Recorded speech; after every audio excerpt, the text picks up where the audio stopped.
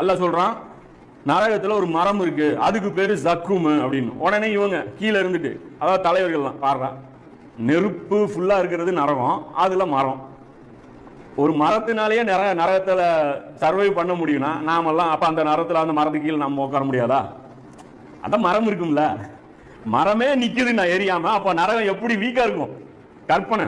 அடுத்தது சொல்றான் அல்லாஹ், 19 பேரை நாம் வந்து காவலர்களாக போட்டோம் அப்படின்னு சொல்லி அல்லாஹ் சொல்றான். சொன்ன உடனே அவன் என்ன சொல்றாங்க, போன பிரச்சனை ஒன்று நம்ம போனோம்ல அங்கே அடிக்கிறதுக்கு, அவன் அந்த மக்காவாசிகள் சொல்றாங்க, அந்த பிரச்சனை நினைச்சு தெரியுமா, போன தடவை நமக்கு அந்த குலத்தருக்கும் சண்டை நடந்துச்சுல்ல, 17 பேர் நானே அடிச்சிருக்கேன், அப்போ 2 பேர் மட்டும்தான் நீங்க சமாளிச்சீங்க அப்படிங்கிறான். மொத்தமே அப்போ நரகத்துடைய காவல் என்ன, ரொம்ப வீக்கு.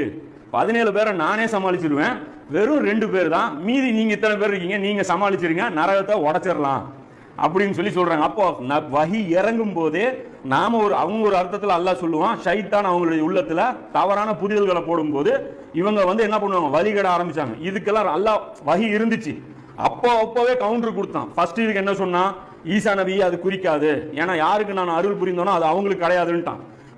மரத்துக்கு அல்லாஹ் என்ன சொல்றான், அந்த மரத்தை காஃபிர்களுக்கு ஒரு சோதனையாகவே ஆக்கிட்டோம் அப்படிங்கிறான். சொல்லிட்டு அடுத்து என்ன சொல்றான், அது வந்து எரியுது, அது அந்த மரமே நெருப்புல செய்யப்பட்டதுதான் அப்படிங்கிறான். அது மரம்னா மரம் கிடையாதுடா, அது உட்டுல செய்யப்பட்டது இல்ல, அது ஃபயர்ல நெருப்புல செய்யப்பட்ட மரம் அப்படின்னு சொல்லி அல்லாஹ் சொல்றான். இந்த 19 பேர்னா மனிதர்களை காவலாம் நியமிச்சிருக்கோம் நீங்க நினைச்சிட்டு இருக்கிறீங்க, அது 19 பேருங்கிறது வானவர்களை குறிக்கும். அவங்க அப்படியே ஒரு புரட்டுனா பூமியை புரட்டிடுவாங்க, அதெல்லாம் அப்பவே கவுண்டர் கொடுத்துட்டு வரோம். அதையும் சொல்றாங்கல்ல, காஃபிர்களுக்கு ஒரு சோதனையாகவே அந்த 19ங்கிற எண்ணிக்கை வச்சோம் அப்படிங்கிறான். அப்போ இந்த மாதிரி வழி கெடுக்கக்கூடிய வாசகங்கள் எல்லாம் குர்ஆன்ல டிசைன் பண்ணிட்டே வரான்.